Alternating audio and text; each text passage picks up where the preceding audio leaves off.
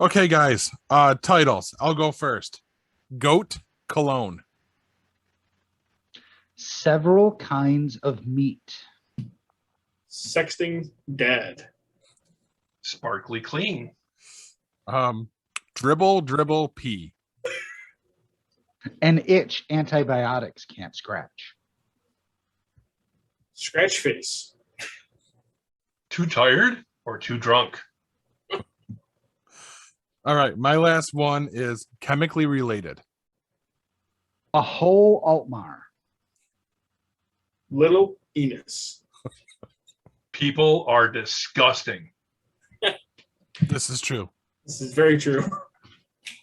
All right, some good titles tonight, guys. Let's do this. Warning. What you are about to hear contains explicit language, adult themes, and potentially disturbing content. The views and opinions expressed are those of the hosts and do not reflect the opinions of anyone else, anywhere, ever, in the history of the world. This podcast is intended for an immature audience and should not be listened to by anyone, anywhere, ever, in the history of the world. You know, fuck it. You've been warned.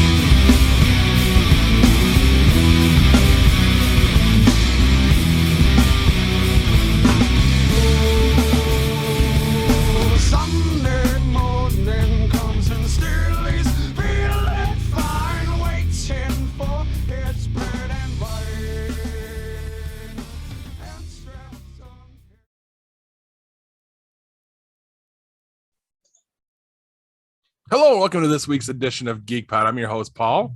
I'm Hugh. I'm Corbs. I'm Kevin. Guys, what's got you geeked? Well, I'm really excited about how fucking humid it is right now. Like, it's ridiculously humid. I went upstairs to put my daughter to bed, okay? And upstairs, we have a few windows open, one by the cat box, one in the bathroom. But the doors to the two bedrooms are shut, and there's air conditioners in each room. So those doors are very cold.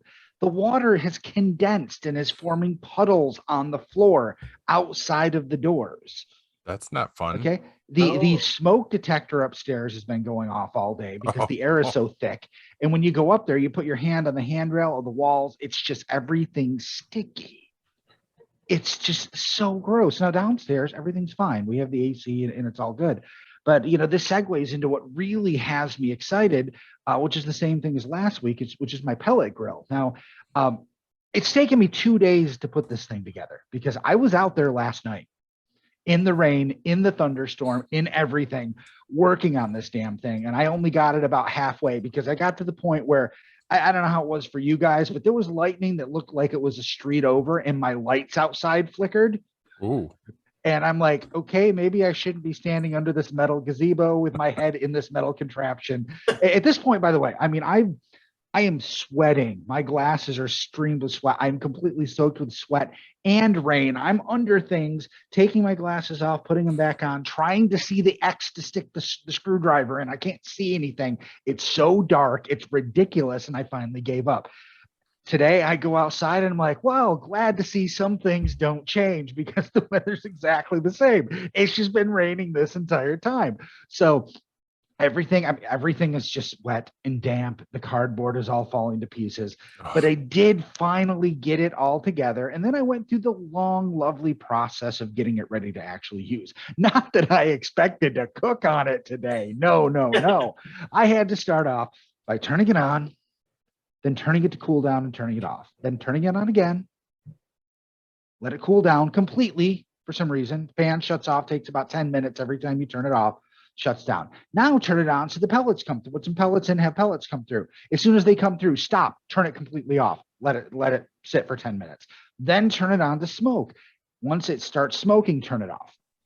Let it cool down for 10 minutes. Turn it back on. Once the pellets catch fire, turn it completely off. Wait until the grill's completely cooled. Now, put all of the shit back in there, turn it on full blast, and then leave it for an hour.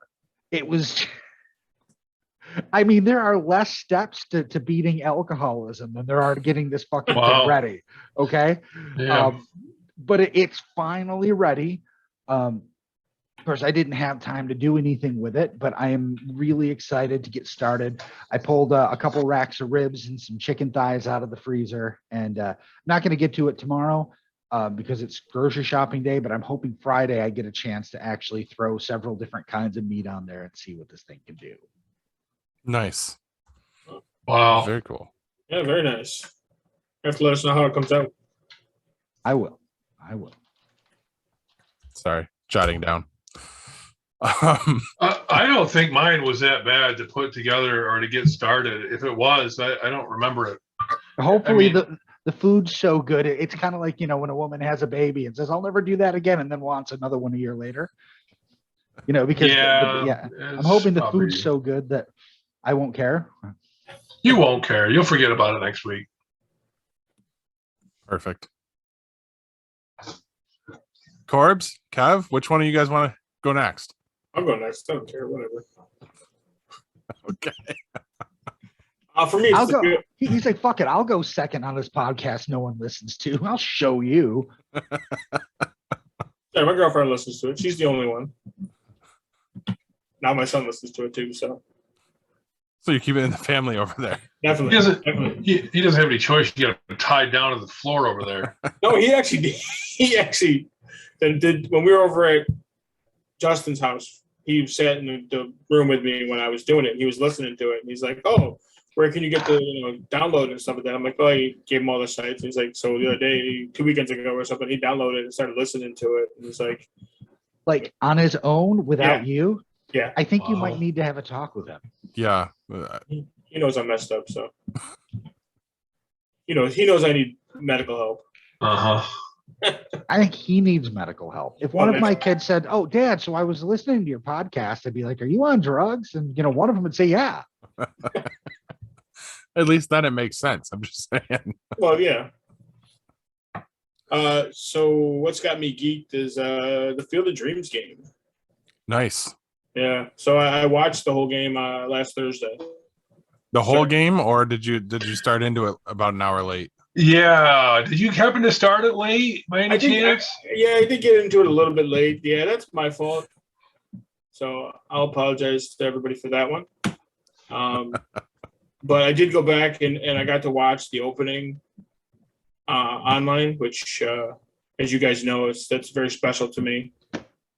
Seeing that actor walk across that field. Now, it's not the same field as it was in the movie. Right.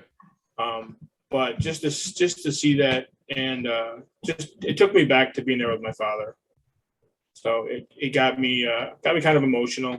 I texted my dad that night because he texted me and asked me if I had watched it, and I told him I had because I was watching it at that time on YouTube. So, but just the game itself was fantastic. I mean, the White Sox ended up winning and all that, so that made me happy. But I watched the game. They were winning until the top of the ninth, and their all-star closer, gave up two run homers. Ouch. Two run homer to Aaron Judge, which, okay, he's the best hitter on their team, second best hitter on their team, best power hitter on their team, and Giancarlo Stanton, who is probably one of the best power hitters in the game. Both of them two back-to-back two run homers in the bottom top of the ninth to give them the lead, and then the White Sox walked it off on a two run homer in the bottom of the ninth. So, but I actually stayed up and watched the whole game. It was kind of special to me, but I was actually able to watch the White Sox pretty much 4 days last week. I watched them. They were on Monday on ESPN. They were on Thursday on Fox, and they were on Saturday and Sunday on the Yes Network. So I watched them all 4 days then, and then I watched. They were actually on 2 nights ago on ESPN again, and I was able to watch the game again. So I've been enjoying the past few weeks with the White Sox and stuff like that. So And I found out today, somebody texted me and told me that Tim Anderson hit the 15th walk-off home run in White Sox history. The first player to hit a walk-off home run for the White Sox was Joe Jackson. Ah, nice. In 1919, the year of the Black Sox scandal. So I didn't know that, and I thank the person who texted me. And I didn't know that. That was an interesting fact that I didn't even know that I learned today. So it was pretty interesting to know that. So That's awesome. yeah. So that's what's got me geeked, is the fact that I was able to watch the White Sox for 5 times in 8 days, or 4 times in 8 days, or whatever. So I was pretty happy. Now I won't be able to watch them again for another 2 months or whatever. But All right. so, but it was nice. It was like I said, for me, it was just very just to watch the opening scene with the players coming out of the cornfield and all that stuff. It kind of got me a little emotional. I talked to my dad, like I said, to text my dad, and he, next to my son being born, that's probably going to be the second thing I remember most in my. Wait, what did you just say? You were sexting your dad? Mm-hmm. Yeah, I always text my dad. An interesting relationship. It is. It's very interesting. Yeah, I think it could be more common than you think, depending on where you're from. That's true. Upstate New York, it's a small town. So, but yeah, so my dad and I were texting, not sexting, Okay. texting. That makes more sense. That's just saying.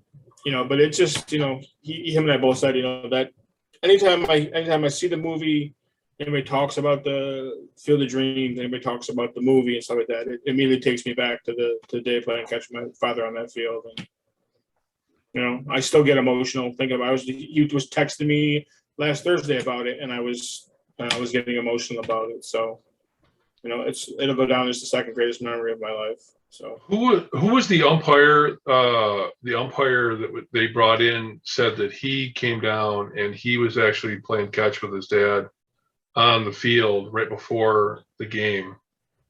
He was a local guy.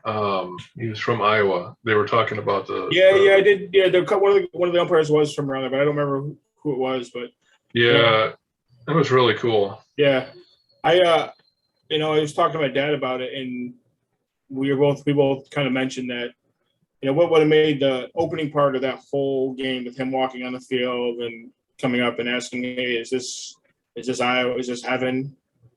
And the fans reacting. What would have been nice is that when he was walking off the field, if the guy who played his father had come on the field and they played catch on the field.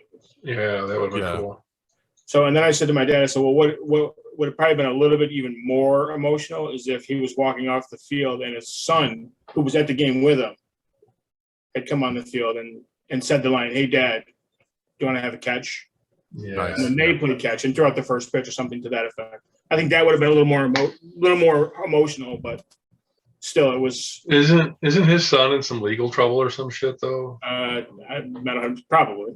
Yeah, there's some shit going on there. So that's it for me. Just a full week of baseball for me. So yeah, seeing the teams come walking out of the corn, and I mean that was some awesome. of the. I've said it to a couple of people. I'm like, I don't really care why they did this, whether they're just trying to drum up business or if it's they sell tickets, whatever the hell it is. I don't really give a shit. I'm just glad they did it because.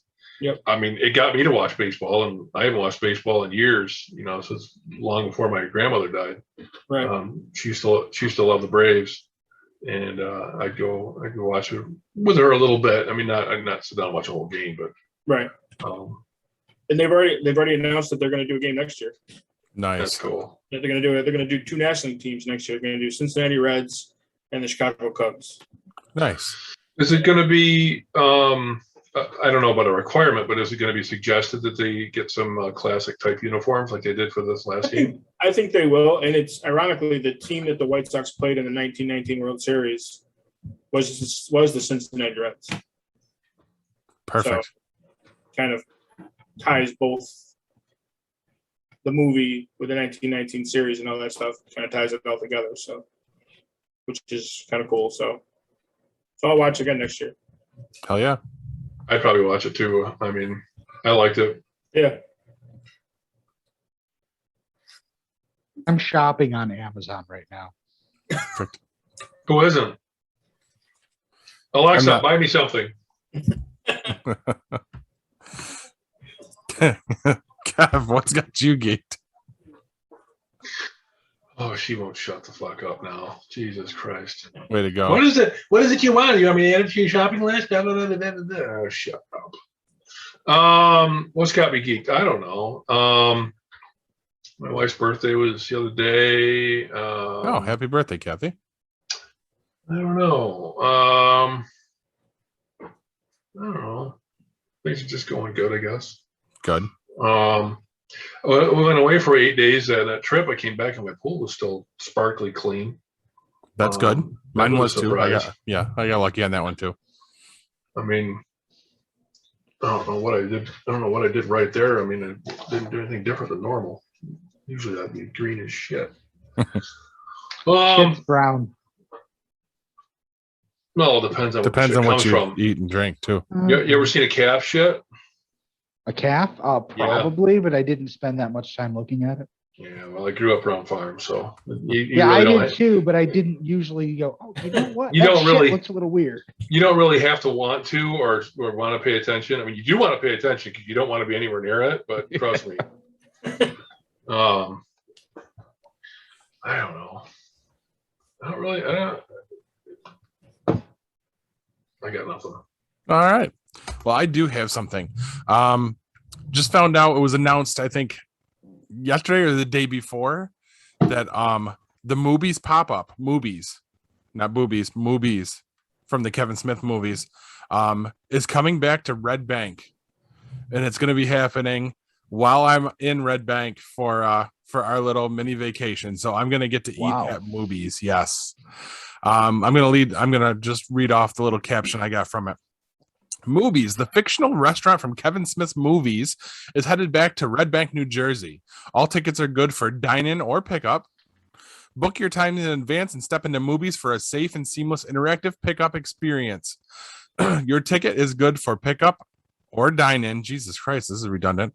You can select to book between 1 to 4 tickets, which will be doing 2 tickets, obviously. Everyone's required to have a ticket. Each ticket includes a Mooby's meal with your selection of a Moo main and Salt Lick side, in which they have vegan and non-vegan options available. You can also choose to get Mooby's soda, Mooby's beer, additional side items, desserts, as well as all new merchandise that you can only get there. Wow. So yes, I'm looking forward to this. I'm probably going to spend a lot of money in those 3 days. Most of it there and at Jay and Silent Bob's, I'm sure.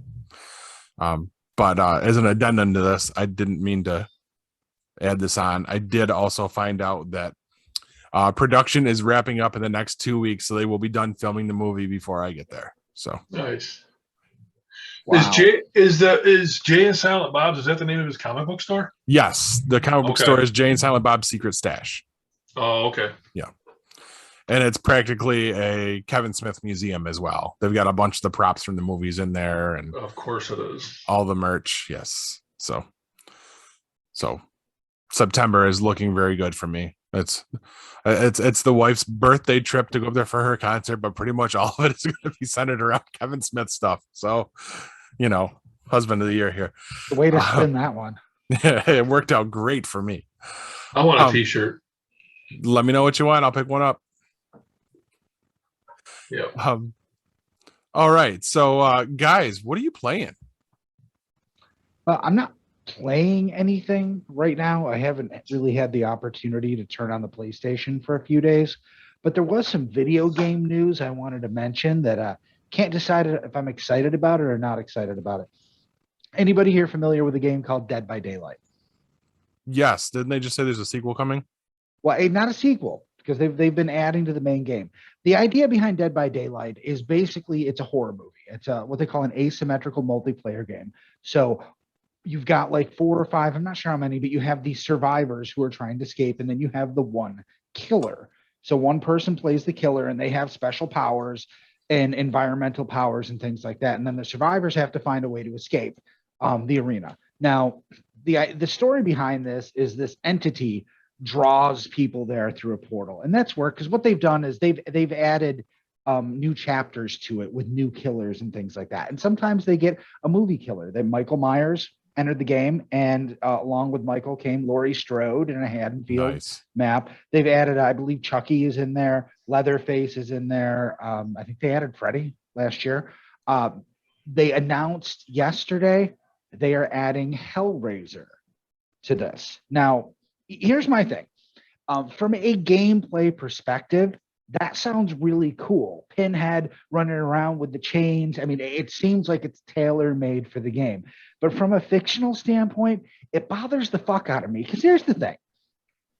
If you pull Michael Myers into this place and say, kill people to give me power, he's just going to be like, and kill people.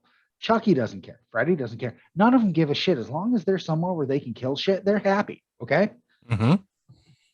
Pinhead would be like, who the fuck are you to presume that you can tell me what the fuck to do? I am the priest of hell. I cannot make this work in my head in any situation where he allows himself to be used in that way. Now, of course, that's probably me taking it way too far, being a huge Hellraiser fan. But I just like, I don't see it. You know, I think he would rather fight back at whatever brought him there than kill the survivors, just based on the character itself, himself. But that's going to be coming out this fall. They're also removing the Stranger Things DLC, I guess due to rights issues or something shortly. But I mean, if you're interested in that kind of thing, check it out. I own the game. I've never really been able to get into it for the simple reason that in order to get good at it, you have to play it a lot. Okay. It's one of those games where somebody who's playing the killer, you remember like Friday the 13th, the game, somebody who really knows how to play the killer is crazy at it. And if they're good, the survivors never get away. But in order to get good, you have to play as the killer all the time. Everybody wants to play as the killer. So it's one of those things. If I could devote 8 hours a day to playing this game, I could probably get good at it. But with the limited time I have, I'm always going to suck. Gotcha. Yeah, makes sense. So this is definitely a game I should not pick up. If you see it on sale, it's worth to play around with. It's definitely neat. And you, from a gameplay standpoint, I mean, you're running through corridors and you're able to like grab shit like skids and things like that and toss them in the way of the killer if they're close by you. I mean, there's some neat stuff. And the killers, they will grab you and put you up on a spike, nice, hang you there. And it takes a while for that to kill you. And if somebody can come along and get you off the spike, you're back in the game. And eventually, you know, you have to find a way out. And there's several ways out of the thing. It's neat. I can't imagine having enough time to get good at it. It's even available on mobile now. You can play it on your phone. Oh, no kidding. Oh, yeah. Wow. Well, there you go. That might be my next mobile game then. So I think I found it, but it looks like I found the Resident Evil. What is it, a chapter or something? How does that work? There was a Resident Evil chapter. Usually new chapters come with a new level, new survivors that you can play as, and new killers. Now, those killers and survivors can generally be used in any level of the game, but there's always a theme for the release. And now, are these DLCs paid to play or? Yeah. Okay. They're paid. Okay. I've kind of gotten spoiled with Avengers where everything they release is reasonably free. Well, they're making up for the shitty game they released to begin with. Yeah, I hear that. So I'm also not playing anything new, but something just came across my radar the other day, and it looks really cool. Have you heard of Gotham Knights?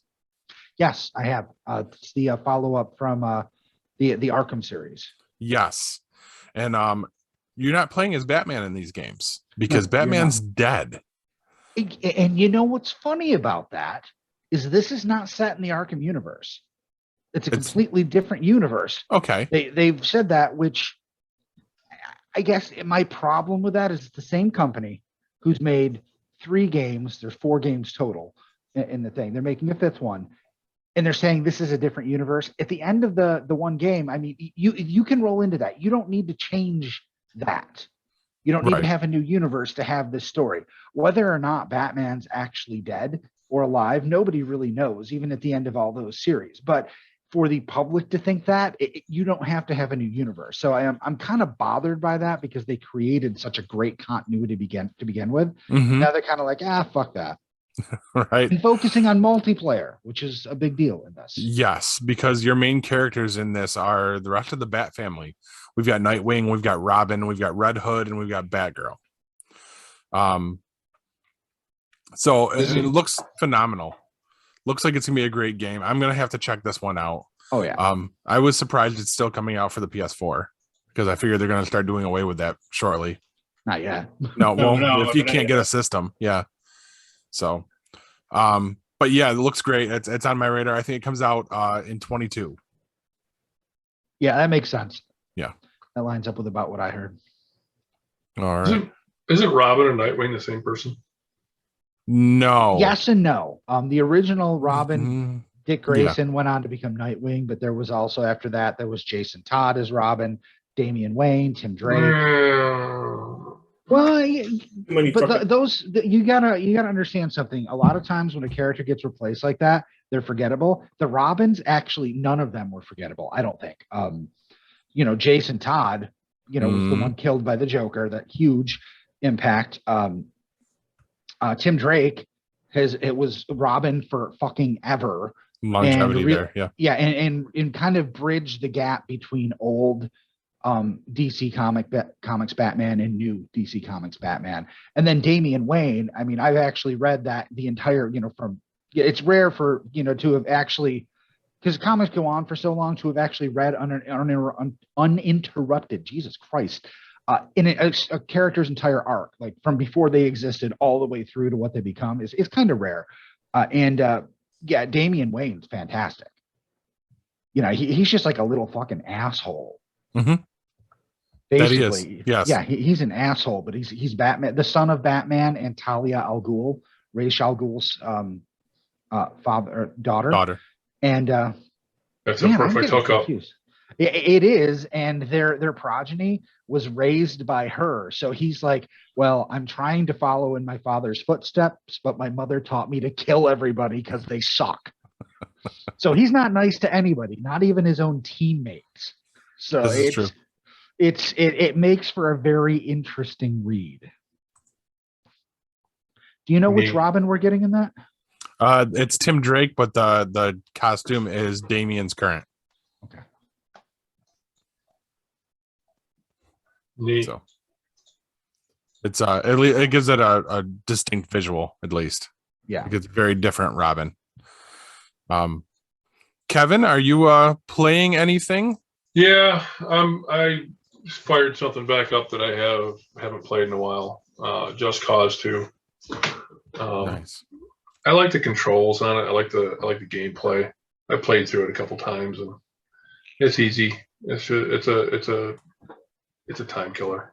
Nice. Most are these days. Yeah. And now I think it's time for Kev's tabletop review.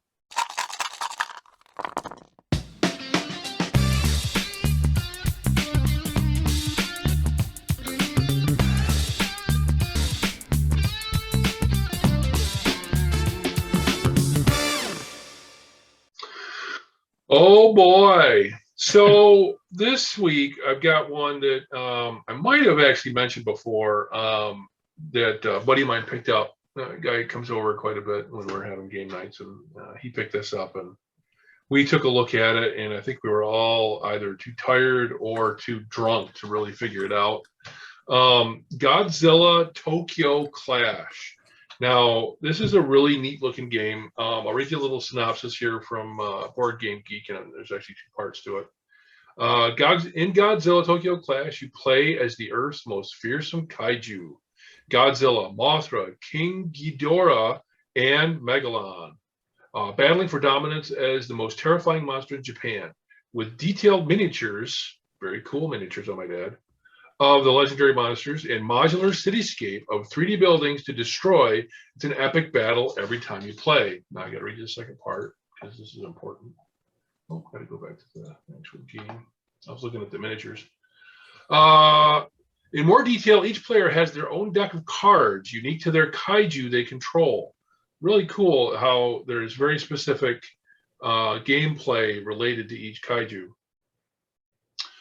As you throw trains and tanks at the opponents and attack them directly to cause damage. You can burn cards out of their deck, reducing their options. I'd like to do it literally, but I don't think that'll be the longevity of the game, but whatever.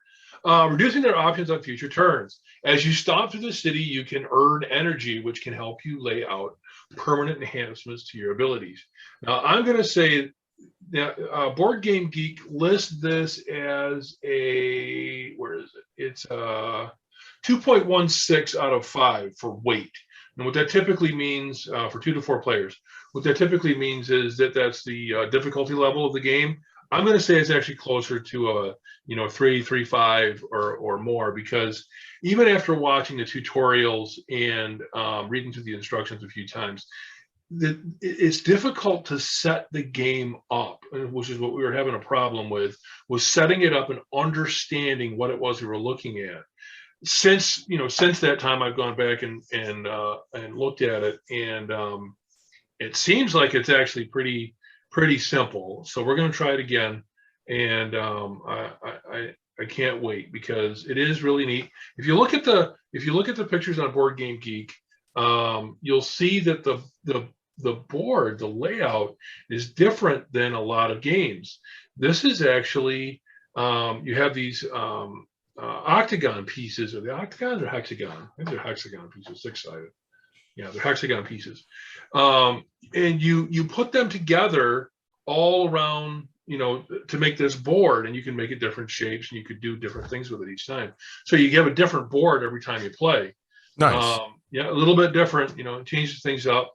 And it's different in the way that it connects the trains, for example, or the streets, or how it can prevent, I think it prevents movement or eases movement of the kaiju. So it's pretty interesting, the setup. And like I said, that was the part that we had the most problem with. And I'm almost positive it was chemically related. But, It could be. Yeah, looking forward to it. Looking forward to trying it out again and seeing how it goes. That sounds cool. I'd like to check that one out. Yep. So I will say I picked up a new game also, one that I've already reviewed, and I had said that I wanted. So I did pick it up, and we're going to be playing that here in another couple of weeks. Maybe I'll even bring it out to your party, Paul, and we'll see if we can't throw it down with it. Exploding Kittens, the NSFW version. outstanding. We can get down with that. I got one I can bring over too. What? I got one I can bring over too. It's called Incoherent. Oh yes. Sounds legit. Yeah. So. I saw one at Target the other day before I wrapped this session up, called "You're on Mute." So I'm gonna have to look that one up and see what that's about. The game of Zoom. Right. There's a few of them. There's a few games like that, with like card games and stuff like that. Like, what's your meme or whatever, stuff like that. And new phone, who dis? Yeah. Yeah, there's a few of those out there. So, but we actually had game night on Saturday here. So nice. we played the old favorites categories. Can't go wrong with categories. Yeah. So we played that one, and then after my brother and sister-in-law left, we did sequence again. Oh, nice. Everybody seems to love that game. So, I mean, if it works, don't if it ain't broke, yes. If it ain't broke, don't fix it. So. There you go. And I'm not even drinking tonight, and I'm just stumbling over this shit. Jesus. Yeah. Same. You're actually better when you've been drinking, Paul. I'm just saying. No, he's not. You're the tiebreaker there, Corbs. What is it? You know what? He's better now. He's not by segment 3. When it's a couple in, I'm okay. Is that what we're saying? Yeah.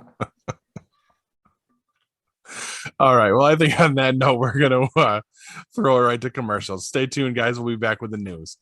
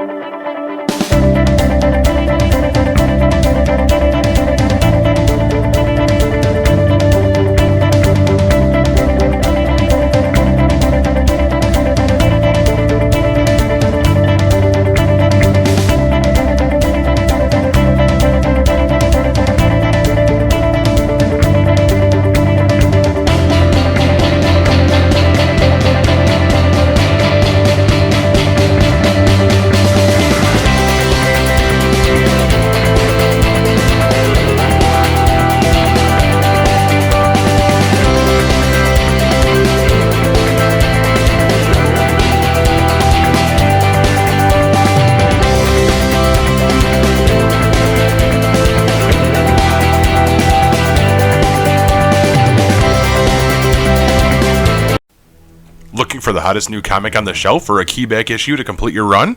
How about that rare statue or action figure that you've scoured the internet looking for?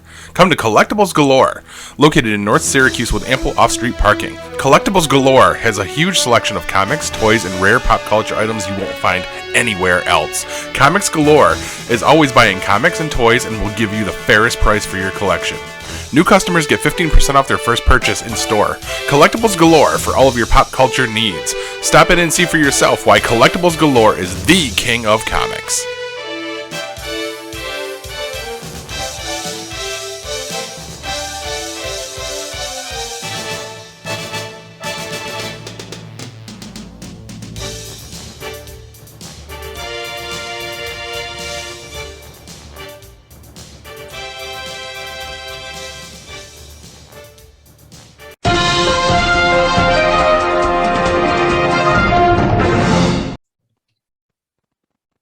All right. Now, before you click on a dating profile from Fulton with a tagline that says something like, "It's okay if you hit me as long as you dickin' me," or "I've got an itch the antibiotics can't scratch," here's the news.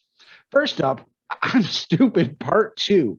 The Hollywood Reporter interviewed Michael Keaton this week about everything from Batman to Birdman, and he went into great detail on why he picks the projects that he's been picking lately. I love it when I crack you guys up. He was talking about how he does not understand the current comic book movie phenomenon and why they're so popular.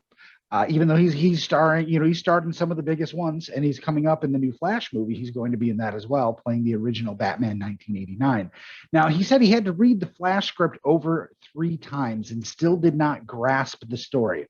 I quote you. He said, "I'm stupid. There's a lot of things I don't know about." That's a gravestone or a t-shirt if I've ever heard one. Maybe a giant flag flying from the back of a pickup truck that's more Bondo than truck. Anyway, next up, see if I can do the voice. "We know who you are, and you were at the premiere of Shang-Chi, and we saw you in the production stills."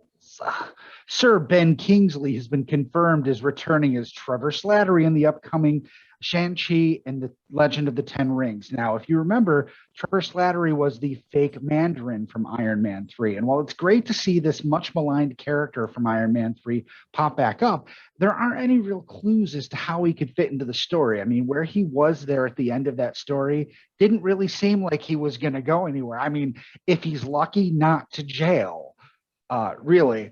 I'm wondering if maybe there was too much beer that needed drinking, because that's about what he was doing when he wasn't playing the fake Mandarin.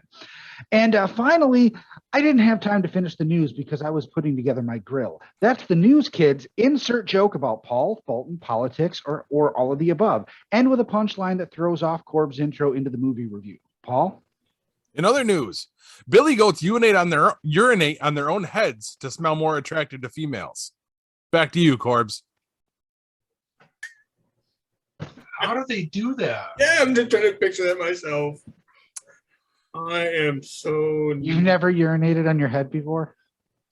That's a different story, you. But I'm not a goat. Well, Sit maybe. up. Your things point up. I mean, they clearly would have to have drank a lot of water and held it for a while.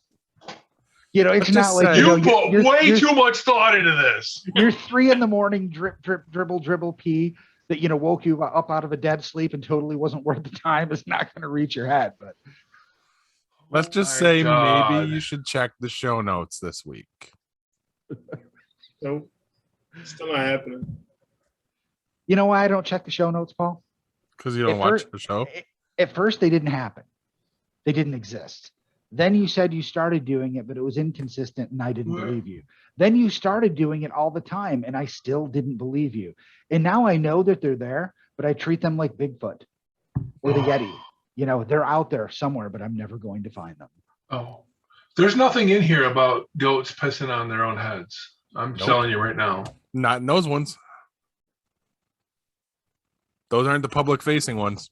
Oh, why? Oh, Because, did you have to get the videos behind the paywall?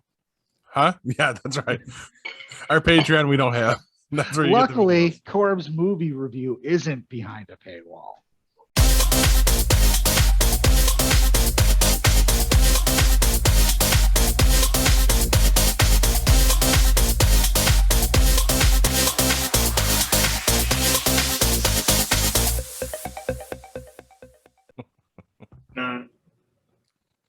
right. So this week we're gonna Paul knows this one, so we're gonna do a homage to the Mustache Man. So Kevin, this movie is for you. Yeah. We're gonna do Smokey and the Bandit. Starring everyone's favorite, Burt Reynolds. Uncle Burt. Yeah, Burt Reynolds, Jerry Reed, Sally Field, and Jackie Gleason. Yes. Oh, great movie. A fantastic movie. Great movie. Released May 19th, 1977. And it stars in his signature role, Reynolds, as Bo Bandit Danville, a cocky driver ace who isn't afraid to bend or break the law. Rich wheeler and dealer Big Enos Burdett and his son Little Enos bet the bandit $80,000 that he can haul 400 cases of Coors beer from Texarkana, Texas, to a big celebration in Georgia in just 28 hours. The catch is the job isn't strictly legal. At the time, transporting Coors east of the Mississippi River is considered bootlegging. Recruiting his good-natured pal Cletus Snowman Snow, played by Jerry Reed, to drive the big rig, the bandit takes the wheel of a spiffy new Trans Am in the role of blocker. He will keep the lawmen, or quote-unquote Smokies, along the track occupied with his reckless hot dogging, clearing the way for Snowman and his illegal cargo. The jaunt goes smoothly until the bandit picks up a fetching runaway bride named Carrie, played by then-girlfriend Sally Field, who is fleeing from her planned union to dim-witted Texas beau Junior Justice. But Junior's father, Sheriff Buford T. Justice, played by Jackie Gleason, is Jesus, there's a whole Altmar worth of names in this thing. Yeah, seriously. Is determined to track Carrie down and save face by making her go through with the wedding. Once she catches a ride with the notorious bandit, the blistering sheriff isn't going to let any number of jurisdictional lines or damaged car parts prevent him from snaring his slippery prey. Although it's overshadowed by the big blockbuster success of Star Wars, which was released 1 week later, which I didn't know that until I was doing some little research on it. Smoking the Bandit is one of the biggest box office smashes of 1977. It earned an Oscar nomination for Best Editing. Plus, Reed penned and performed 3 original songs for the film, including the enduring country classic Eastbound and Down. Compared to the overly slick, serious crash-em-ups like Fast and the Furious movies, the Southern Fried Romp is a big, personally and infectious sense of fun that makes it worth taking another spin. So that's what I've got. You forgot 2 of the biggest stars of the movie. The dog. The 1976 Trans Am and the semi. Yes. Yep. 2 points to whoever can tell me which of those 2 stars had a cameo in a TV series that is still playing on TV and is entering its last season very soon.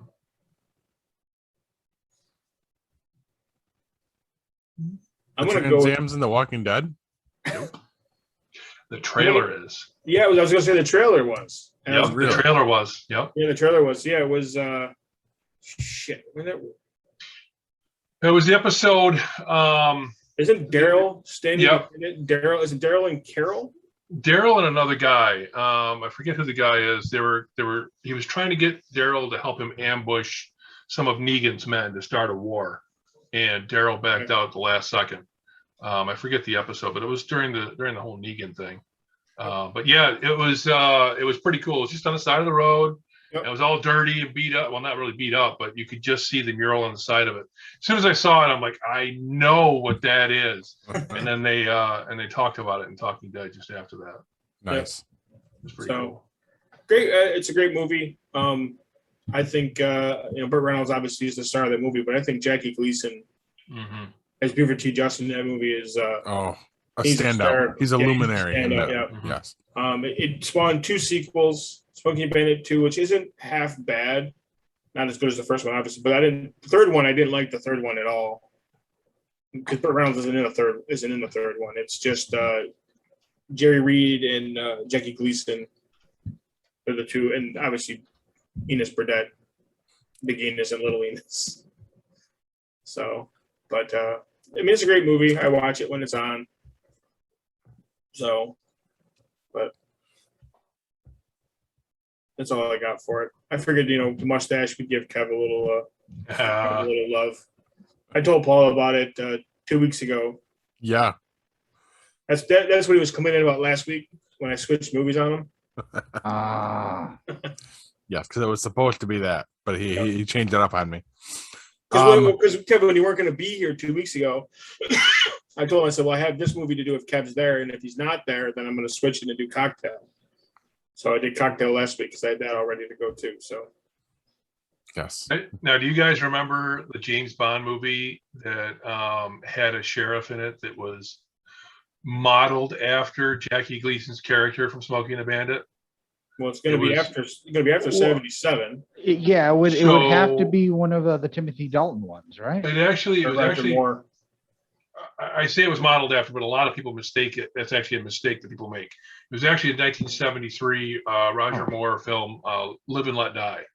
The sheriff in there was actually Clifton James, and most people think that character was modeled after the Jackie Gleason character, when in actuality it was the other way around. Oh, okay. Nice. And I don't even know for a fact that Jackie Gleason's character was modeled after this one, but if you watch both movies, you swear to God it's the same redneck kick, sheriff, that's out of his environment, in the wrong territory. So I mean, they're so similar. So the other thing I like about Smokey and the Bandit, actually the second one, you have a lot of football players in it. There are a lot of cameos in it, like Terry Bradshaw's in the second one with Joe Green. The first one had Joe Klecko in it.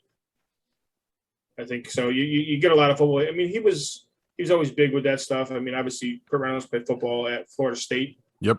Before he became an actor, the reason he stopped playing football, he was actually a pretty good running back there, but the reason he stopped playing is he broke his jaw. That's how he ended up with that pronounced looking jaw. Wow. He broke his jaw playing football. I didn't know that. No, I wasn't aware of that either. Yeah.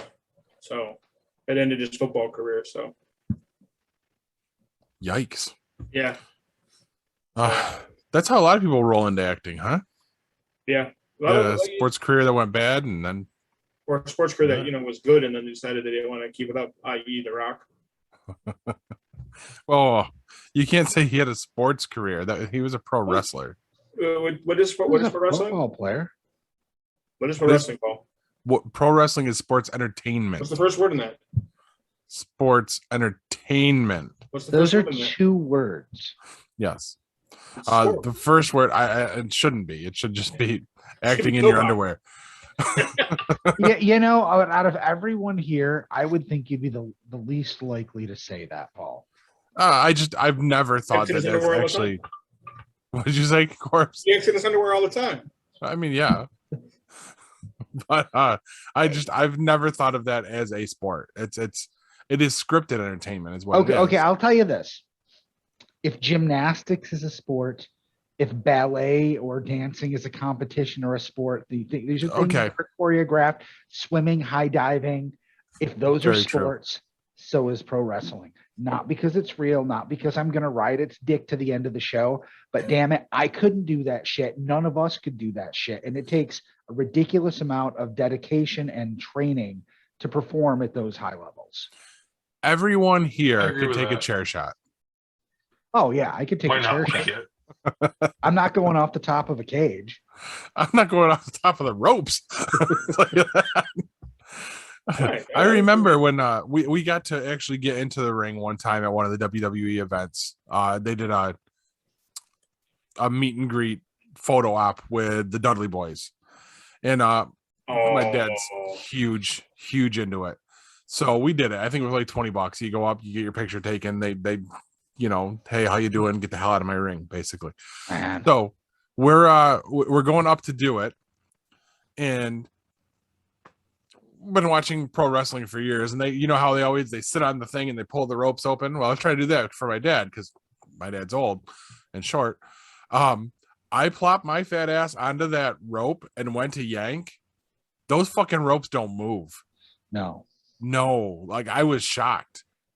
I expected to be able to pull them open. So one of the stories a lot of rookies say is when they first started, the first thing they do is have them run the ropes back and forth all day, and their backs are bloody, destroyed. Yes, yeah. I remember seeing that on Tough Enough when I first started. Yep.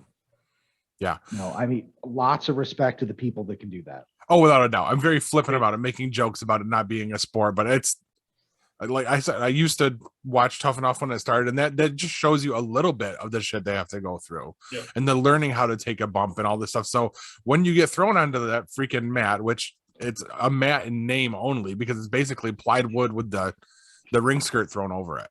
Right. With I mean, springs it's just it's like bed springs on it. It's like not bed springs, but it's like that. Big springs, to give it. Yeah, it gives you that bounce or whatever. Bounce. Yeah. Yeah, it's not fun. And if you've ever noticed that when those guys land, they land like they take the shot to the whole body, like their arms are out. Yep. I mean, that's what they go through that training for. They know just how to do that stuff. Yeah, because that distributes the blast of it when you go. Yeah. Yeah, the force of the blow to the body. Mm-hmm. I'm gonna crush Hugh. I think right now I have a piece of trivia for you in my screwed up. Oh, you very well might crush me. Go for it. Twisted way of pinning things together. How about if I tie Fulton, New York together with pro wrestling? How would you like that? Go for it. Mark Kopani is the principal for the middle school. Oh, yeah. Fulton. He's a former wrestler. Yeah. Muhammad Hassan. Yep. And we can go even further with that. Mark Kapani graduated from CNS High School. Yep. Mm-hmm. He was good friends with my brother-in-law. Yeah. He was also good friends with what the hell's his name? He's in Guardians of the Galaxy, the wrestler. Dave Bautista. Dave Bautista. And I asked him one time, I'm like, Mark, I used to work for the Fulton School District. That's how I met him. He was an assistant principal at the high school when I was there. And I asked him one time, I'm like, hey Mark, how do you feel about where you ended up versus where Dave Bautista ended up? Turned around and walked away from me. Understandably, yeah. Bam Bam Bigelow used to actually visit Plasky quite a bit. Oh, no kidding. Yeah, he used to. There was a family. I knew the family through a work connection, but he would come up there to fish and stay with them whenever he was in the area. And he would have like Thanksgiving at their house a couple times. They were good friends. Apparently, as with all the big scary guys, you find out he was the nicest, sweetest person in real life. Yeah, I've heard that too. I heard he was really intelligent too. Yeah, like a real smart dude. Not what you expect from a guy with a tattoo on his head. Right.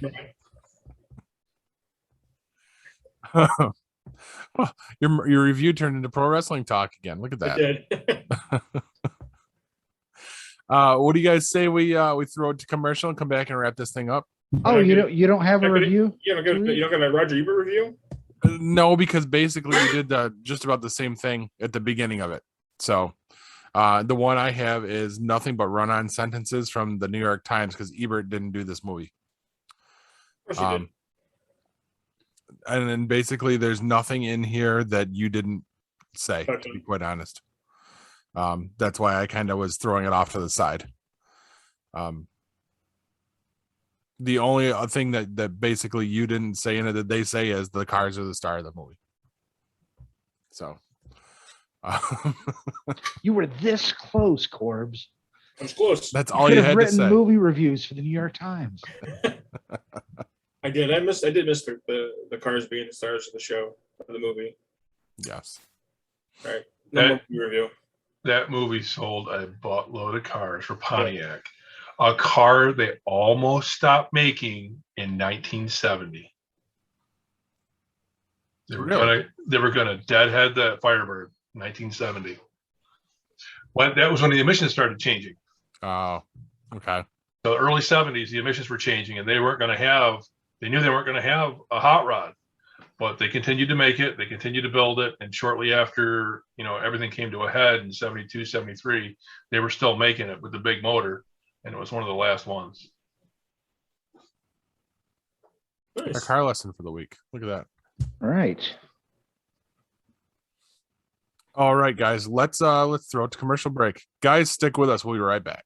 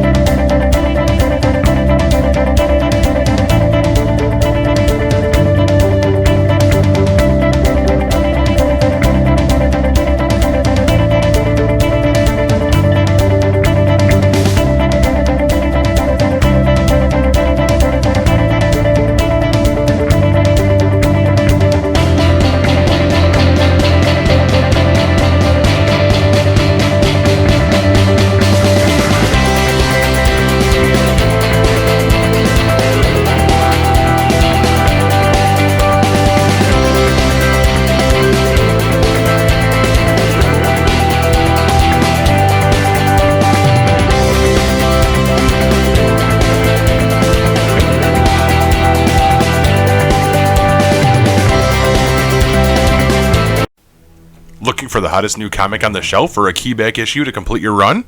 How about that rare statue or action figure that you've scoured the internet looking for? Come to Collectibles Galore, located in North Syracuse with ample off-street parking. Collectibles Galore has a huge selection of comics, toys, and rare pop culture items you won't find anywhere else. Comics Galore is always buying comics and toys and will give you the fairest price for your collection. New customers get 15% off their first purchase in store.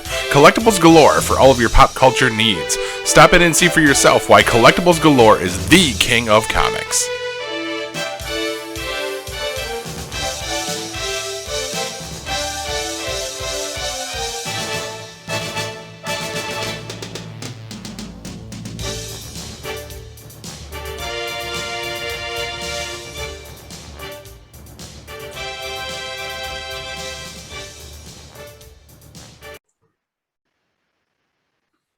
All right, guys, welcome back. And boys, what are you watching? Don't everybody go at once. I got something. What? Oh, wait. We went to the movies. Two of the theater. movies? Yeah, we went to the theater. Does that count? It's not streaming. It's the same thing in this day and age. What did you go see? We went to see Free Guy. Ooh, really? I've heard about this just all of a sudden. It's a video game movie or something? Yes. Yeah. Ryan Reynolds plays a NPC in this video game that there's a little bit of a backstory to it, and basically the game he's in is being dead-ended, and a new game is being brought up, and he becomes sentient. It's Wow. It's pretty funny, actually. It's really funny. read that you should go into this knowing as little as possible, is what one of the reviews I saw said. Yeah, I mean, yeah. I wouldn't want to give away anything else, to be completely honest with you. Although I will say, the more you know about, or the more games you know about, like current, big Like games. Fortnite and- There's a list of games that are Easter egged throughout the movie. Nice. And yeah, so the more you know about current, popular, massive multiplayer games, the better it is. Kind of, you don't need to, but you start to get these Easter eggs, and it just adds a little bit to it, I think. Outstanding. I really want to see that. That looks good. Yep. It was pretty good. Good. I would have been happy enough to just wait and see it streaming, though, to be completely honest. Yeah. People are scumbags. I'll leave it at that. Oh, don't leave it there. What happened? Yeah, you gotta fill us in now. Every fucking guy that went into the bathroom didn't wash his hands. It was just so disgusting. Why did you spend that much time in the bathroom during the movie? I didn't, but it's a busy place after a movie. Oh, okay. I gotcha. Yeah. All right. They figured the Also- popcorn grease acts as a barrier to deflect germs. I can't get my car keys out of my pockets. COVID doesn't stand a chance. People are fucking disgusting. I'm telling you. You're Yes, not wrong. they are. Yeah. What's worse is when someone gets out of the stall next to you and doesn't wash their hands. There was some of that. It's nasty. That's not wrong. That's just wrong. Yeah. There's something much worse than that. Anyway, What the hell just happened? Did you There see was that, Paul? You saw Extra it. audio is what I got. wasn't me. It was Corb's voice, but his lips weren't moving and his video fine. wasn't frozen. That's my son. Oh. He's behind me. Oh. I thought we had a phenomenon there for a second. Yeah. Who knew episode 110 was going to be our first real ghost hunt? This is 111. Are you sure? I'm Because I have positive. 111 for next week. Nope, you're off by one, man. How did that happen? I don't know. 110, 109. I'm going to go back and figure this out. All right, but I have folders for each of them. So, while he's figuring it out, Corbs, why don't you tell us about the one that you brought up? So this week on Stars, the TV show that I've been kind of waiting for it to come out is Heels, and it's based on a Deep South wrestling promotion. Now it stars Steve Amell, who everybody knows as the Green Arrow. He is the owner and operator of a wrestling league called Duffy's Wrestling League, and his last name is Duffy. His younger brother, played by Alexander Ludwig From Vikings. Yes. from Vikings. Yep, he's also been in Hunger Games. He was in Bad Boys for Life. If you've seen that movie, you'll know. Yeah, well. So it's basically it's based on the wrestling game. It's based on the whole Deep South wrestling promotions and whatnot.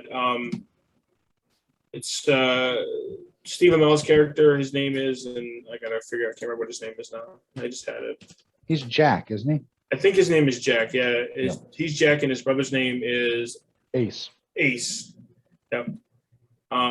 So they're the two brothers. Jack is the oldest. His father left him the promotion, and he's the champion of the promotion. And his brother is supposed to. Jack's the heel. His brother is supposed to be the good guy. The face. Face. Yep. So the beginning of the whole thing is, Jack beats somebody. His brother comes in and challenges him to the title. Jack scripts out everything. He's got everything down. Is got the scripts down. He does everything for everybody's character and whatnot. And I guess his brother is supposedly a really good wrestler, and he's very good. He's very flamboyant. The crowd loves him.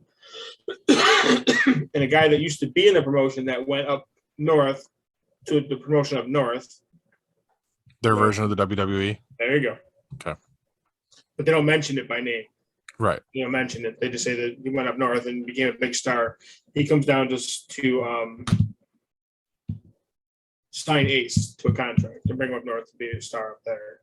And his brother doesn't want him to go. His brother wants him to stay because his brother doesn't think he's ready. So that's the first episode, and how it goes about showing the promotion and what goes behind it and all the stuff like that. Interesting thing is some of the characters in there. Mary McCormick's in it. I don't know if you guys remember who she is. I do, and I'm trying to figure out now, because when I was watching it, I'm like, I know her. What else has she been in? But I can't see anything in her. She was in Private Parts with Howard Stern. He played Beth. No, Yeah, not Beth. The wife. Yep. Beth's his newer. You wife. know, I might have seen that like 20 years ago. I feel like I've seen her in something more recently than that. But I Uh, can't place it. Will and Grace, Angie Tribeca. Yeah, those are not Bash, things that I would have watched. So, House of Lies, Newsroom, Scandals, Scooby Doo Wrestling Mystery, WrestleMania Yeah. Mystery. it doesn't matter. But I was thinking that when I was watching, I'm like, I know her. It's weird that I would recognize her, and she's not really been in many things I would have watched. But West Wing. West Wing, you would have watched that, right? no, I didn't watch West Wing. so I also found out that, I did a little more research on the TV show itself, and I guess one of the characters in it is going to be played by another wrestler that is no longer wrestling. It's going to be CM Punk's going to be in it. Oh, no kidding. Oh, he's gonna be back. Yeah, he's going to be in the TV show. So, No, I mean he's gonna be back. yeah, he's coming in back. Chicago, Illinois, signing with AEW. Okay. Nice. Yeah, there's talk about him going there. There's talk about a lot of guys going there now. So leaving the WWE to go there and stuff like that. So, but yeah, he's going to be in the TV show. He's supposed to be in heels. So Nice. And now how far are we into it now? Just one episode so far? Yeah. so they went the first episode. So Nice. and I enjoyed it. I liked it. I've been waiting for it to come on. It was one of those ones I was when I was flipping through doing stuff for movie reviews. I kept seeing previews for it. And seeing the Green Arrow on there, kind of was like, oh, I want to see that. I know him being the Green Arrow is the Green Arrow, but he's a very big wrestling fan. Yes. He actually wants to be a wrestler. Yeah, he did He did wrestle a little bit, but he actually an element with the WWE. Yeah, he did something with them. But yeah, he actually signed with another wrestling League? promotion too. Nice. Yeah, in the league a while back, and he did some wrestling with them too. And now he's doing. I think it was more probably for Research. research for the TV show type of thing. But I don't know if he's still wrestling or not. But I mean, he's wants to be a wrestler. I mean, he obviously was with the WWE, wrestled Gold Dust and Yes. stuff like that. So yeah, so it's pretty interesting that I'm interesting to see where it goes and what. Yeah. So I mean, the end of the episode. I know Hugh, you watched it. You guys haven't. I know the end of the episode. I was kind of shocked at that end. I wasn't expecting that. No, I wasn't expecting that at all. I was like, holy crap! When I first started out, I knew he was going to do what he did. The whole attack on him, but I didn't think he was going to do what he did after that. I didn't think it was going to be like that and done. Yeah. So I was like, So- holy crap! I actually got my wife to watch it, and I kind of pitched it like, I'm like, listen, this is, I mean, I think we all can agree that original shows on Starz and HBO are kind of equal to the same thing. They're high production quality, great acting. They don't put shit out. Right. Yeah, for any of these shows, even if it's not the kind of thing you're into, it's still going to be high quality for the audience it's intended for. So she was willing to give it a shot, especially given that, the guy from Vikings was in it. Because that lent it some legitimacy. Mhm. And I mean, she's like, well, I'm not like super into it, but I'll watch the next episode. So I thought it was not a home run, but they're clearly trying to establish themselves with a subject matter that the people that were always going to watch this show already know all about it. Everybody else that they need to get to make it a success has no idea. So they had to lay a lot of groundwork in this episode. Yeah. So Interesting. I want to see that. I just, again, I don't have the channel or they're streaming, so I'm missing out on that one for now until I crumble and get a subscription just to watch it or something. I know somewhere.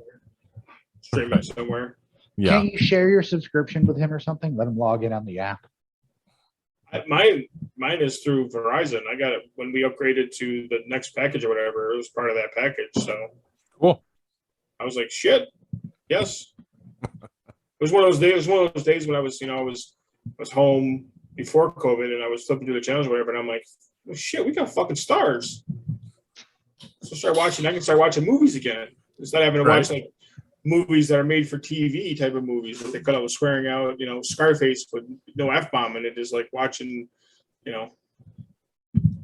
Scarface with no F-bomb in it? yeah, the G-rated version is, so you can watch Scarface on there and Tony Montana is, Tony Montana. So So what are you saying? The TV version is like Scratch Face? Is that? Yeah, the made-for-TV version. Johnny Arkansas. so, but yeah, I enjoyed that one. So I'm looking forward to episode 2 coming on Sunday. So Nice. So we're gonna do a whole lot of HBO Max here. First of all, I was forced to sit through Space Jam: A New Legacy. Oh, Yeah. yep, haven't seen that one. Don't bother. It wasn't a good time. oh. Was not a good time. Best part about that movie is Don Cheadle. That's all I gotta say. Really, I was hoping it was the Rick Don and Cheadle? Morty cameo. It was the what? I was Corb? hoping it was the Rick and Morty cameo. Oh, that was pretty good too. But I was the only one in the house that understood it. Kylie goes, "Who's that?" I'm like, never mind. It's like that meme. I'm gonna tell my kids this was Doctor Who. So which one's better, this one or the Jordan one? The one with Jordan, obviously. So Jordan still is the GOAT. Yes, 100%. The only good thing about this one is whoever wrote the movie to be LeBron James's vehicle really doesn't like him because they just take shots at him throughout the whole movie. Like at one point, someone says something about him being the greatest of all time, and Don Cheadle's character looks straight at the camera and goes, "Well, the jury's still out on that one." It's like there's stuff like that throughout the whole movie. He dunks, and Don Cheadle goes, "Well, first time you've done a slam dunk in years, huh?" Just all this kind of shit. Like that I enjoyed. Just the fact that they were featuring him, but still taking him down a peg the whole time. So that was good. But the movie itself sucks. Don't bother. And you can't bother now anyway. Now it's gone from HBO Max. So Oh. yeah, it's horrible, right? But what isn't gone from HBO Max is season 3 of Titans. Ooh. Yes, and Holy shit. yeah, we won't say too much Shit. because Corbs is way behind. I haven't seen it yet. Okay, good. Have you watched Titans, the first 2 seasons? Yeah. Okay. Oh my God. I mean, it's out of the gate. I mean, this show has improved every year, but I mean, this is like, when you say a huge improvement, it's like previous seasons weren't as good. They were great, but this is fucking phenomenal so far. Like they've upped the bar significantly. Leaves your jaw on the floor. I'm really looking forward to it. If I've just seen the previews, and I'm really looking forward to it. Don't wait too long so you get spoiled, man. The end of episode 3 is wow. Wow. I mean, and there's huge moments throughout because they've released the first 3 episodes already. I think we talked about that last week, and I, with a quickness, watched all 3 of them. And there's just, I mean, moments that are awesome, moments that are heartbreaking, and in episode 2, there's a moment with Bruce where you just see a broken man. That's really all I can say without giving anything else away. Yeah, I actually wanted to talk about that, Paul, and see if you agreed. I love Ian Glenn, and I think he's awesome for Bruce Wayne, but I had a real problem with his characterization there because even with everything that happened, no matter how good or bad things are, it could be the best day of Bruce Wayne's life, and he's not going to offer to make you lunch.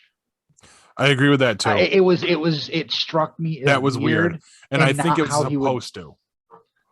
I think it was that was meant to illustrate how completely rocked he was from what the hell happened. I take that as even if he was rocked, it was too far in the wrong direction. He was almost cheerful. Yeah. It was a little weird with how his mannerisms were on it, but I think that was like the epitome of compartmentalization. Yeah. Maybe even denial is a better way of saying it. Yeah. But that's, I don't want to touch on too much more of it. Oh yeah. I do like how they're remixing familiar elements, but not remixing. Like a lot of times when they do that with a property, they'll remix it in a really stupid way that doesn't make sense. This all fits. And you know how what I feel that this Titans universe is almost if the comics had the balls to actually have true continuity, Mhm. Titans universe is where we would be now. And I Yes, think I would be okay with that. I agree. The only thing I God, that's so hard to say it without. I know. I think there's a major factor that was really rushed, but supposedly we're going to get more answers in episode 5 about that. Okay. And if you don't understand, I can text you afterwards. Okay. Yeah. Text me. Okay. I might know what you're talking about, but You probably do, but it's hard to speak in code. I got no clue what you're talking about. Yeah, that's good. And that's the way I want it. Now, where are you, Corbs, with Titans? Because I know they're replaying it on TNT. I haven't. I've got a couple of them taped. But I haven't had a chance to. I think they're up to episode 4 on it right now. No, I think But you're still not experiencing it to its fullest. No. I have got to get you the DVDs that I have. Well, dude, Stewart's is right down the street from your house, for fuck's sake. Just drop there. Well, can I? That's true. Can I throw them into the Stewards by my house, and then they'll come out at the one by you, Corbs? Like, apparently, according to you, that's the way it works. Well, every time he brings this up, you say, I can meet you at Stewart. So I assumed that was a thing. I don't know. it is. I just meet him at Stewart's. I mean, we get ice cream. Right. Best ice cream. Root beer floats, whatever. Whatever. Let's stick with DC right now. Is anybody watching Stargirl? Yes. I really have no interest, so feel free to talk about it. Okay. Is that on HBO Max too? No, that's on the CW. Yeah, I'm definitely not going to watch it. It's one of the Arrowverse shows without really being in the Arrowverse so far. What was that response for? Well, it was just because I think we went through this entire progression last week with you asking the same question. So that's why I was like, yes. Because Stargirl second episode was last night, right? Tuesday, yes. Yeah. Still good. Kevin, you shouldn't let the CW put you off from it. It started as a separate thing online, was it? Or it started out on DC Universe on that streaming. Yeah. So it doesn't quite have even though it's all about teenagers, it doesn't quite have the same teen angst. No. Some of the other, even though in Arrow they were all adults, they still had the same CW bullshit, as a backdrop. Yeah. It really feels more like an old timey superhero tale, and I think a lot of that is down to Luke Wilson. Really, kind of, he's the heart of that show, and really makes it shine. It's all about the Justice Society, and that's the golden age of superheroes, and it feels like it. Yes. And that is also in big part, I think, due to the fact that they've got Jeff Johns doing a lot of the writing with it. Yeah. Who is the guy that created Courtney Whitmore, the Stargirl. Like, this is his character he came up with on his own as a tribute to his dead sister. And what's her backstory? Like, where's she from? Is she related to anybody? Stripesy, technically. It's his stepdaughter. Basically, she was just a normal teenage kid who ended up coming into possession of the cosmic rod that Starman used to have. And Starman, okay. Yeah. And yeah, she's a legacy character. They're all legacy characters in this, which I think is really cool. Yeah. Especially with episode 2. Is Stargirl, I gotta ask this question, and I'm kind of asking it to you guys and then to the person sitting behind me. Stargirl, isn't she part of like the Teen Titans Go? No. That's Starfire. Starfire. Okay. Thank you. Okay. Sorry. It's kind of hard to munge words together to make new names after a while, I think. Yeah.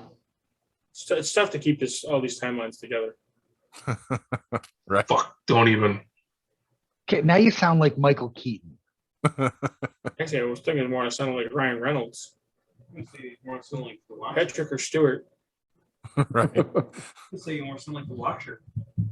We're not there yet. Knock it off.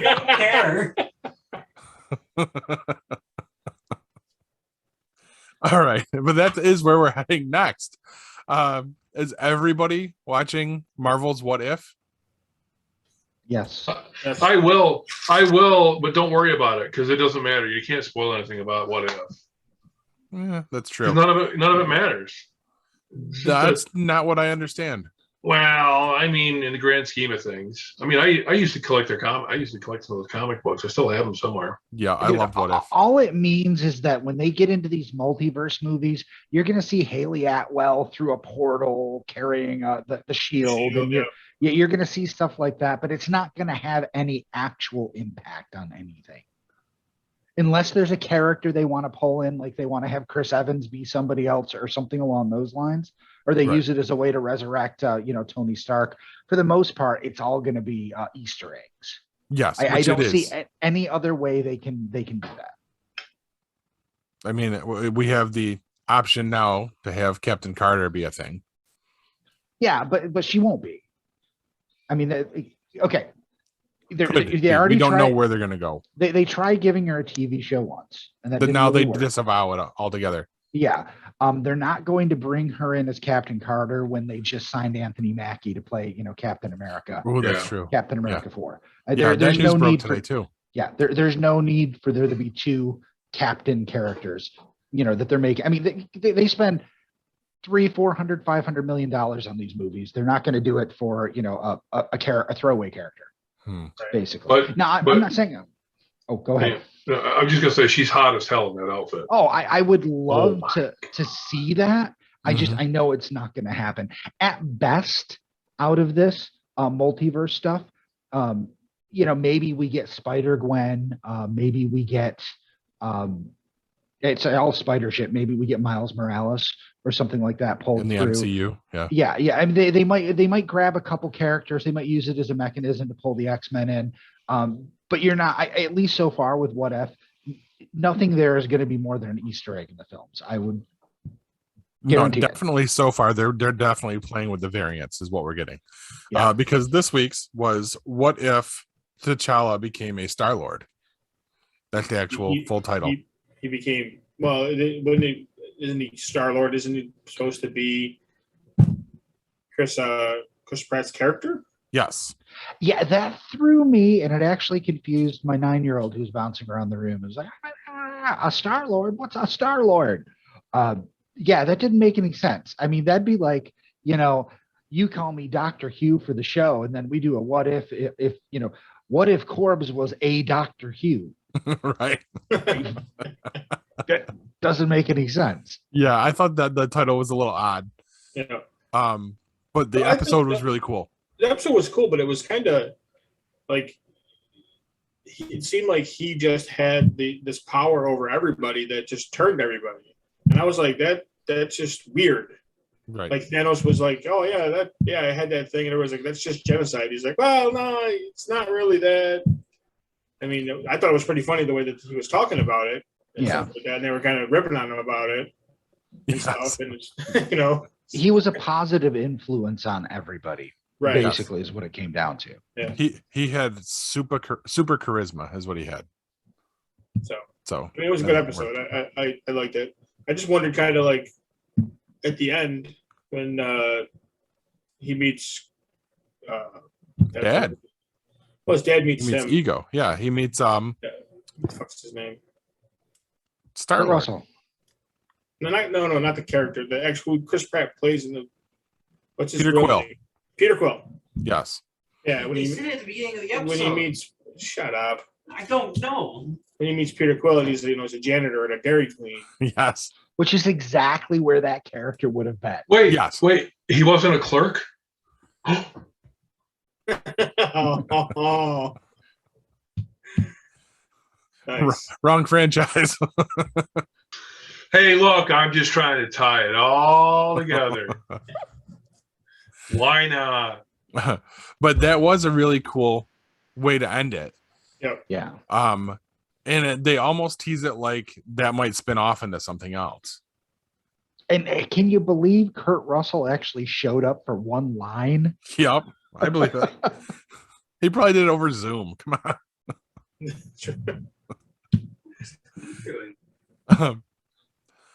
I mean, do you think that's Peter Quill's power? Do you think charisma is like the thing? Because I mean, look what he does. Look at every chance he gets, he's bringing people together. Peter Quill?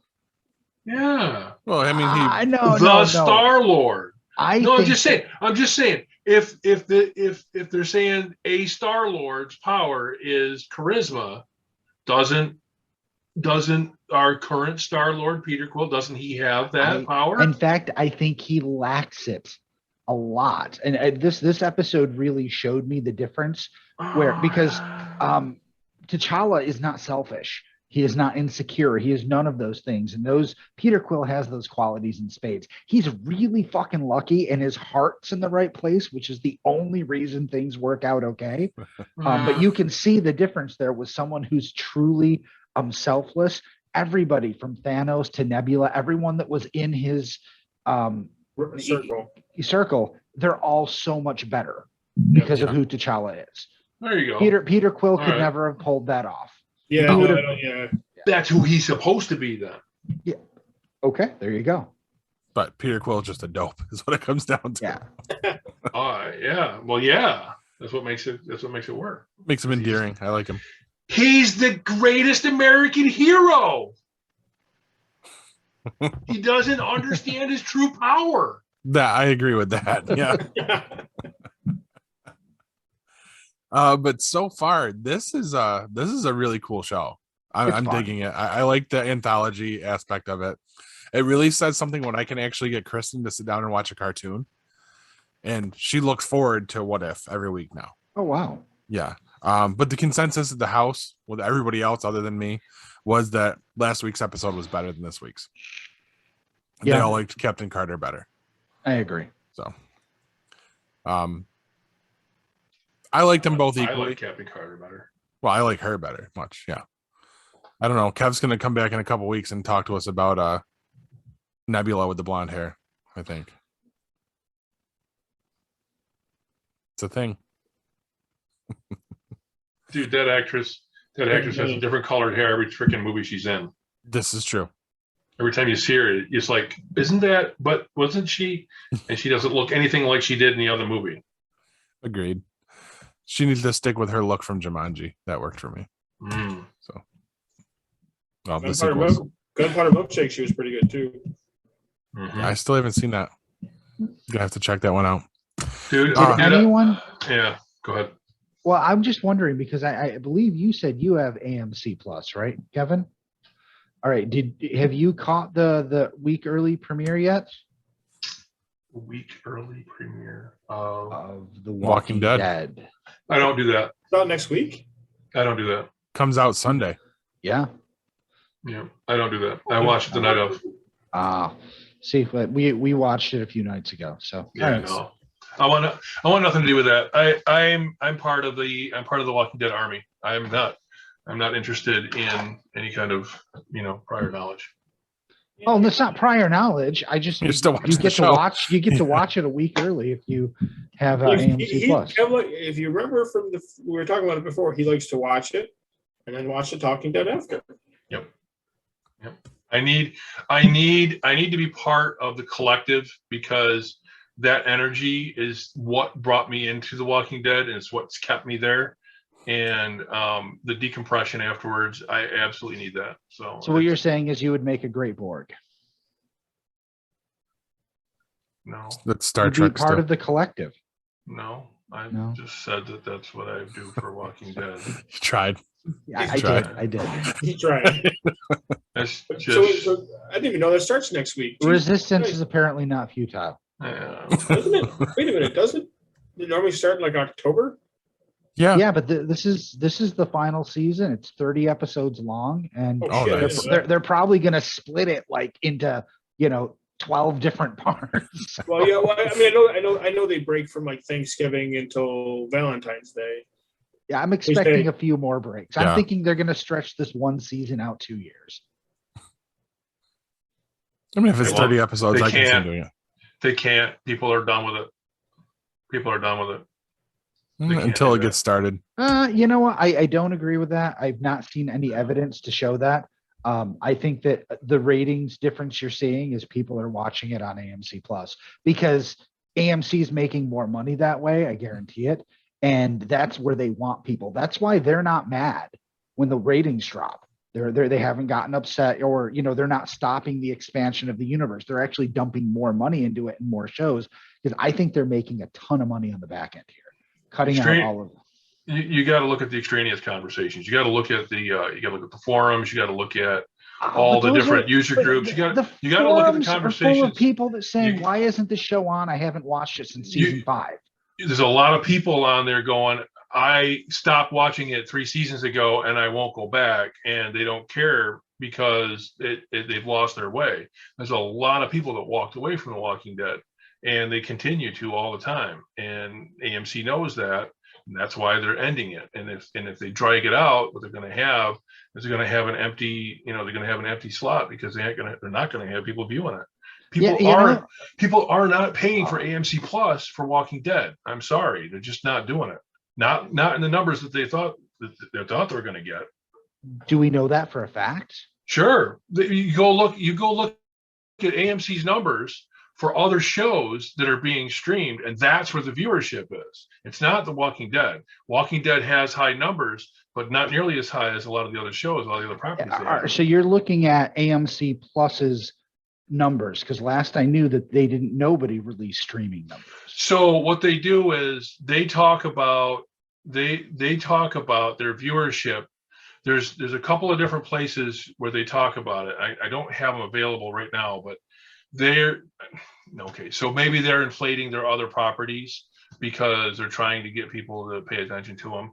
But I mean, anything that I've seen, they're saying that it's just not there. And the conversations that I've been part of for years aren't happening anymore. So that tells me that the viewership is not there because the interest is not there. Well, maybe that is the case. I just don't see how they would be investing in 1, 2, 3 spinoffs, maybe 4 spinoffs right now. I mean, you've got Daryl and Carol, you've got Tales of the Walking Dead, and you've got the Walking Dead sitcom, which is such a bizarre idea. Are they really though? I mean, I know they've talked about it, but is it really happening? I know there was just talk about the Daryl and Carol coming. Oh yeah, that's still in the forefront. Yeah. Yeah, that's Norman Reedus was talking about that this week in the Walking Dead Walking Dead Tales from the Walking Dead. They've been kicking around, which characters to bring back and things like that. I mean, nothing I've seen makes me think that they're lying about it, and it would be really fucking weird to lie about all the shows you're going to make. I hope it's true. I really do. But what I'm seeing is that, as a trend, people are done with it. Well, I don't think it's a $20 million a week show anymore by any stretch of the imagination, but I think that they have to be doing well enough to continue expanding it. Otherwise, they wouldn't. They're a company. If it wasn't making them money, they wouldn't be making 3 extra shows. Which is I don't see why they would do that. I hear what you're saying, and I hear what AMC's saying. I believe it when I see it. All right. Well, I think that's a good time to drop some wisdom nuggets. That's Corbs' line. No, I just say drop your nuggets, but it only drops one. So I mean, yeah, you're right. Did I ruin that for you? I'm sorry. I just should drop your nugget. All right, say it, Corbs. Drop your wisdom nugget. Stop touching your nugget. When people unfriend or block me on social media, I always wonder, what was the last straw? Good night, everybody, and megabyte me, bitches. This has been a GeekPod Network production.